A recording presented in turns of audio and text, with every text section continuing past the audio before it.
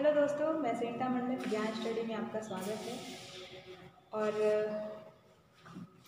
आप लोगों से मैं एक रिक्वेस्ट करना चाहती हूँ कि अगर आप लोगों को मेरा वीडियो अच्छा लगता है तो आप उसे पूरा देखें, लाइक करें और सब्सक्राइब करें, ताकि आप मेरा हौसला बढ़ा सकते हैं सब्सक्राइब करके और लाइक करके। लोग कुछ अच्छी बातें मैं आप लोगों को शेयर करना चाहती हूँ जो मैंने अनुभव किया है। भगवान ने हम लोगों को एक क्वालिटी देकर भेजा। हर इंसान में एक क्वालिटी है और उन्होंने ऐसा क्यों किया है? क्योंकि इंसान को अपनी जो मदद है उसे खुद करनी है। तो आप में कोई क्वालिटी होगी तभी तो आप अपनी मदद कर पाओगे, क्योंकि हर किसी का मदद करने के लिए कोई खड़ा नहीं होगा।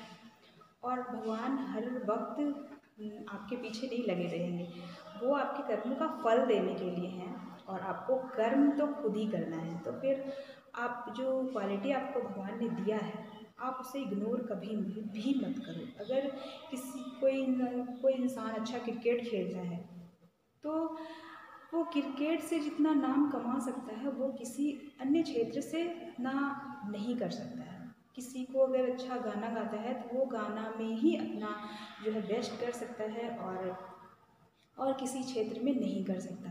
और पता है आपको ऐसा भगवान ने क्यों किया है? इसका दो रीज़न है। एक तो आप अपनी हेल्प कर सकते हो, दूसरा ये कि कोई इंसान ये ना कहे कि हमारे पास कुछ नहीं है, हम कुछ नहीं कर सकते। क्योंकि ये कुछ नहीं वर्ड जो है ना, ये कोई ना कहे, इसके लिए उन्होंने हर इंसान के अंदर एक क्वालिटी देकर भेजा है। तो ये आज की हमारी कुछ बातें बनाते हैं और उन्हें कुछ न कुछ ऐसा गिफ्ट दे के तौर पे देते हैं ताकि वो अपने लाइफ में आगे बढ़ सके। तो आज हम लोग हिस्ट्री स्टार्ट करेंगे।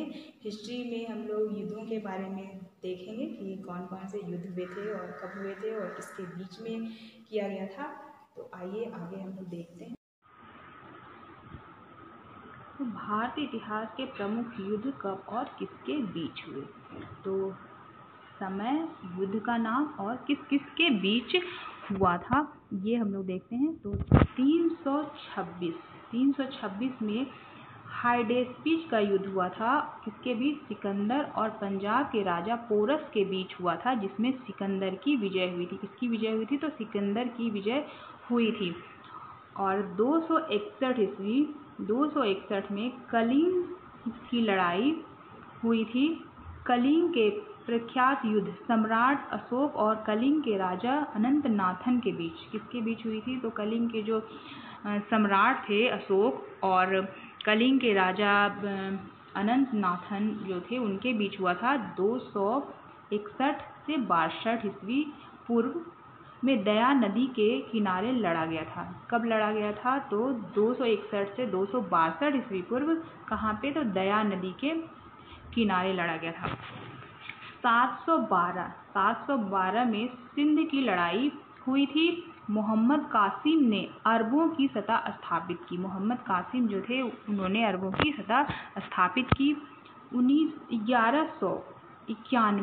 1191 में तराइन का प्रथम युद्ध हुआ था। तराइन का प्रथम युद्ध कब हुआ था? तो 1191 में हुआ था। मोहम्मद गौरी और पृथ्वीराज चौहान के बीच हुआ था। किसके बीच हुआ था? तो मोहम्मद गौरी और पृथ्वीराज चौहान के बीच हुआ था। और पहला जो तराइन का युद्ध होता है उसमें चौहान जो है उनका विजय होता है। और दूसरा युद्ध होता है 1992 में तराइन का दूसरा युद्ध होता है, और जिसमें मोहम्मद गौरी और पृथ्वीराज चौहान के बीच लड़ाई होता है, जिसमें मोहम्मद गौरी की विजय होती है। और इसमें पृथ्वीराज चौहान क्या होता है? मारा जाता है।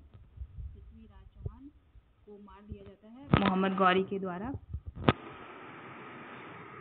और जैसा आपको पता है कि पृथ्वीराज चौहान जो थे वो चौहानों में सबसे शक्तिशाली राजा थे। और पहली लड़ाई में उनकी विजय होती है और दूसरी तराइन के युद्ध में उनकी हार हो जाती है और उन्हें मार दिया जाता है। आगे देखते हैं। तो चंदावर का युद्ध कब हुआ था? तो 1194 में चंदावर का युद्ध हुआ था, जिसमें मोहम्मद गौरी ने कन्नौज के राजा जयचंद को हराया था। मोहम्मद गौरी जो था उन्होंने कन्नौज के राजा जयचंद थे उनको हराया था। किसने हराया था? तो मोहम्मद गौरी ने। पानीपत की पहली लड़ाई कब हुई थी? तो 1526 ईस्वी में हुई थी, मुगल शासक बाबर और इब्राहिम लोदी के बीच। तो मुगल शासक बाबर जिन्होंने की मुगल वंश की स्थापना किया था, उनका हुआ था युद्ध इब्राहिम लोदी के बीच। ये प्रथम पानीपत का युद्ध था। 1527 में खानवा का युद्ध हुआ था और इसमें बाबर ने राणा सांगा को पराजित किया था। तो पहला बाबर का युद्ध हुआ था पानीपत का युद्ध इब्राहिम लोदी के साथ, और दूसरे वर्ष ही 1527 में खानवा का युद्ध हुआ था। बाबर ने राणा सांगा को पराजित किया। और 1529 में घाघरा का युद्ध हुआ था। इसमें भी जो है बाबर ने महमूद लोदी के नेतृत्व में अफगानों को हराया। इसमें बाबर ने किसको हराया था? तो अफगानों को हराया था घाघरा के युद्ध में। 1539 में चौसा का युद्ध हुआ था, 1539 में, जिसमें शेरशाह सूरी ने हुमायूं को हराया था। तो चौसा के युद्ध किसके बीच हुआ था? तो शेरशाह सूरी और हुमायूं के बीच हुआ था और इसमें हुमायूं की हार हुई थी।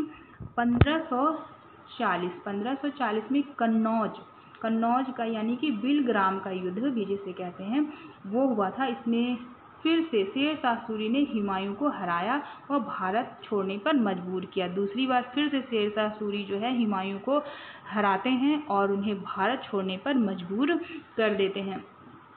1556 में पानीपत का दूसरा युद्ध होता है। पहला युद्ध कब हुआ था? तो पहला युद्ध हुआ था बाबर और इब्राहिम लोदी के बीच हुआ था। और दूसरा युद्ध किसके बीच होता है? अकबर और हेमू विक्रमादित्य के बीच होता है। अकबर और हेमू के बीच होता है दूसरा, 1556 ईस्वी में। 1565 में तालीकोटा का युद्ध होता है।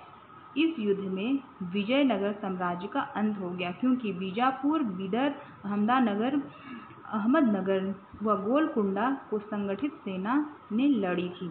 तो 1565 में कौन सा युद्ध होता है? तालीकोटा का युद्ध होता है।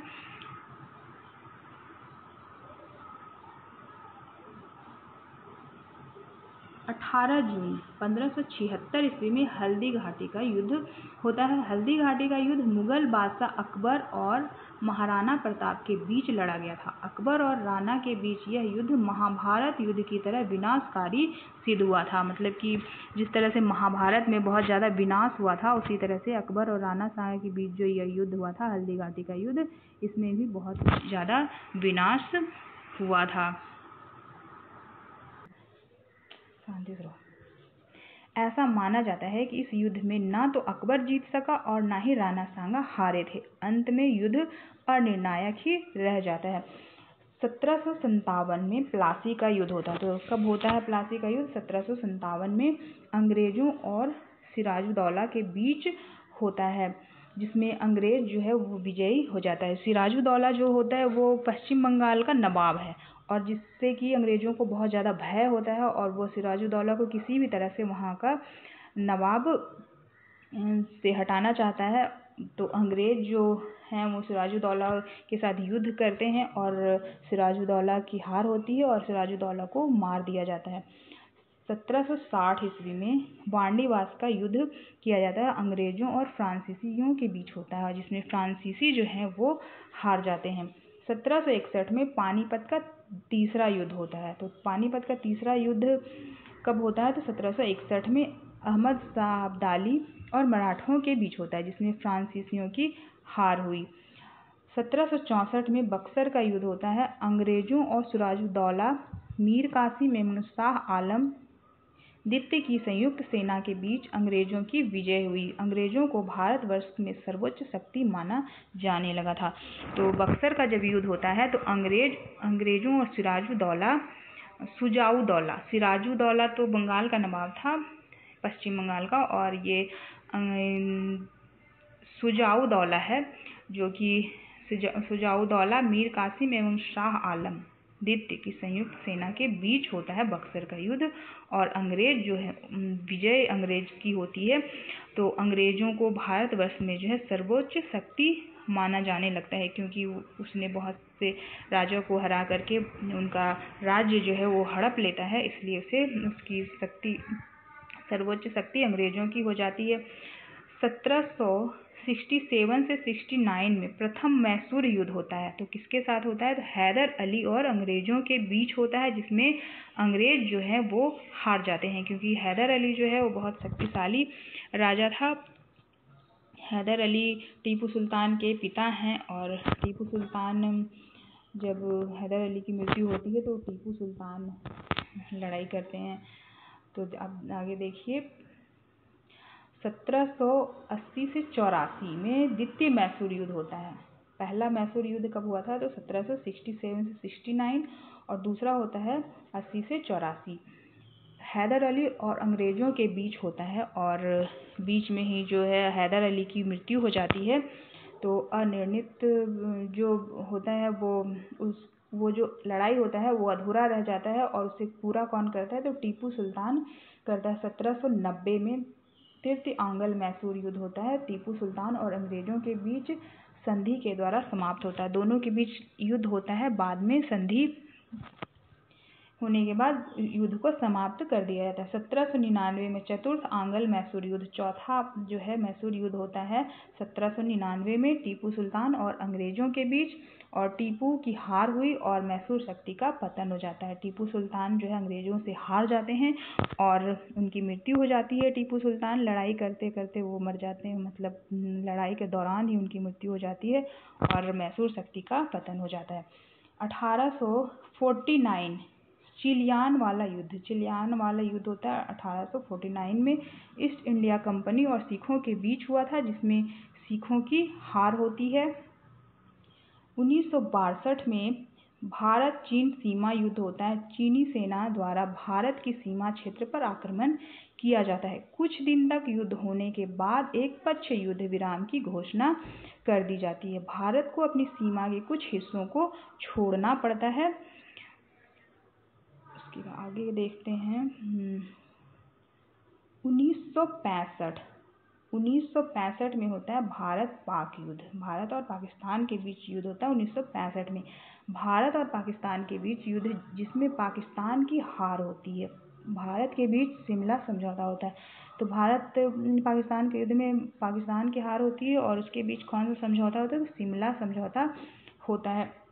1971 में भारत पाकिस्तान का दूसरा युद्ध होता है, और इसमें भारत और पाकिस्तान के युद्ध में पाकिस्तान फिर से हार जाता है। फलस्वरूप बांग्लादेश एक स्वतंत्र देश बन जाता है।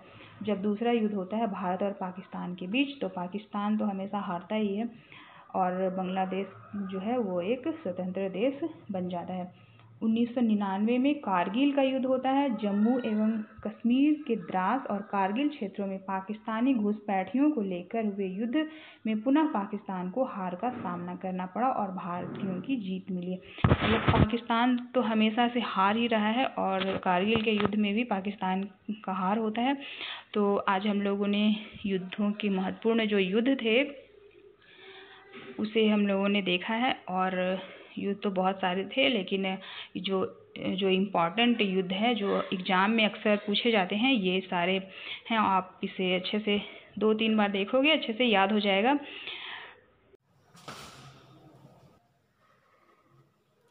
तो दोस्तों, आज का जो है चैप्टर हमारा यहाँ समाप्त होता है।